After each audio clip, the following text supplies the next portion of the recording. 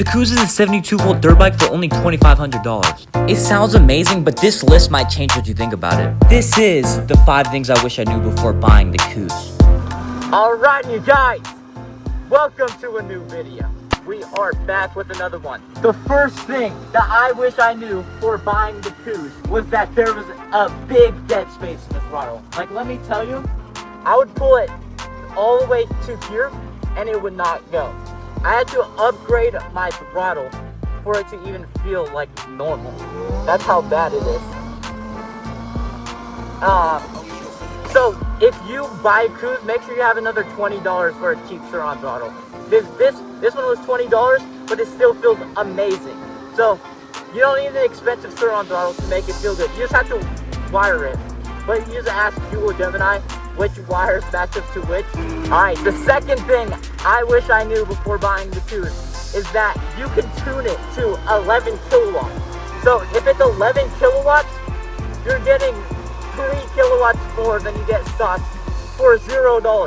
All you need to do is download the HW MotoLink app. You can put the one that starts at 100, you put that as 130, which makes it almost 11 kilowatts. But I have mine at 120 because I'm still trying to the most amount of range possible for the battery. You're still gonna get amazing range out of it. So don't be worried about that. It's a 35 amp hour battery, 72 volts. So it's gonna be a great battery either way. But you can also tune other things like the throttle curve, which I have mine as the sports throttle curve.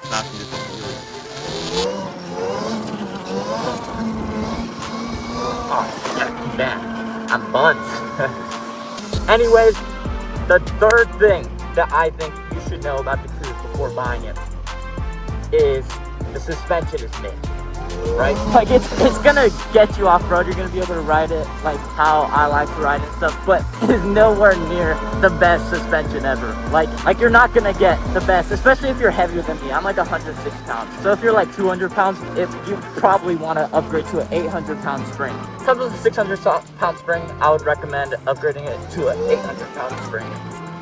Anyways, once you get the 800-pound spring, you're all set. You won't have to worry about anything. The fourth thing I would say is the thing I would want to know, one of the most, like one of the questions that I would ask myself while getting the bike is,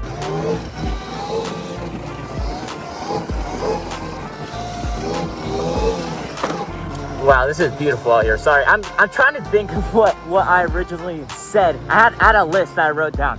So I'm trying to think of what I said in that list. I can't remember exactly. Oh! This one is very important. Like, let me tell you, this one set me back a pretty penny, right? When you get the bike, I don't care how much you want to ride it. You can ride it around the block for like 5 minutes, right? Do not give it super torquey wheelies or anything before you change the rim lock on your tire.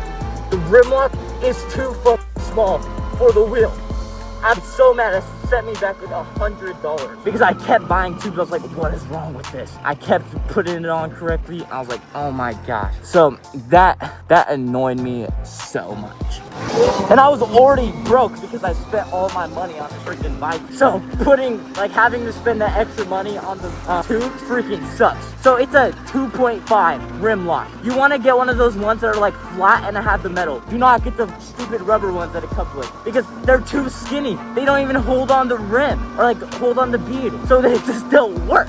And yeah, that completely just ruined every single time I tried to ride it for a while because it would always end with a flat tire. It's like, oh my gosh, like you guys saw my 2 videos that I popped my tire on both of them. Every single time I would try to ride it, that shit would pop. Okay, but that might have been the most important, but this one, it rivals it. The bike is 169 pounds. I was gonna say 170 because it's easier. 170 pounds, right? That means it's like 30 pounds heavier than a Sur-on. So actually, wait, it might be like 40 pounds heavier than a Sur-on. You're getting more power. You're getting like debatably a better bike. It depends on who you ask. I think I would rather have this because you can tune it way better. You don't have to like buy a new controller and stuff. It's 72 volts from the factory. So that's the reason I like this one. This is why I would choose this over the Suron. But the Suron also has better things. But one of the main downsides of this one is it's 170 pounds. So it's so much heavier than other electric e-bikes, electric dirt bikes, so e-motos, whatever you want to say, whatever you want to call them, than other ones almost in its class. This one's more powerful, but it's still 30, 40 pounds heavier than other ones. And then, but for other like cheaper ones, it's only like 20 pounds heavier. The Krongle is like 200 pounds. So do not get the Krongle. That is a terrible idea. I know 200 pounds is normal for a normal gas bike, but you like electric dirt bikes because they're light and nimble, right? So you don't want to go and then have to have a super duper heavy bike. Like this is still light. Like it's still not heavy. I don't notice it because I didn't ride the other one before this. But you know, it's just some things just are. You wish it was heavier. Or no, wait, you wish it was lighter sometimes. But for me, honestly, I don't really notice. So it doesn't bother me. But for other people, I know it could be a deal breaker. Especially if you're like weaker or if you're smaller than I am, the heavier bike might be detrimental. So it could be terrible, but it also could just be like, not a big deal. No. Also, this light does not come stock on the bike. Man, that was a terrible feeling. This light does not come stock on the bike. You have to, like I just taped on a flashlight that like was able to do this and stuff. I would get a normal light for yours. I just don't ride in the dark very often. But I knew, because I was filming this like at like 8, that it was gonna get dark pretty soon. So I just threw it on there real quick with some tape. I got some nano tape. I put that on there too. And it's magnetic, so it helps out. But those are the main things I would think about, or some of the main things. It's always your decision. If you get a cheap $20 Amazon bike, it's still going to be an amazing time for you. It just depends. If you're wanting to spend a pretty penny on something like this, like I did, then you want to get the best one for your preferences. So that is why I made this video for you, and because I want to get some views. Anyways,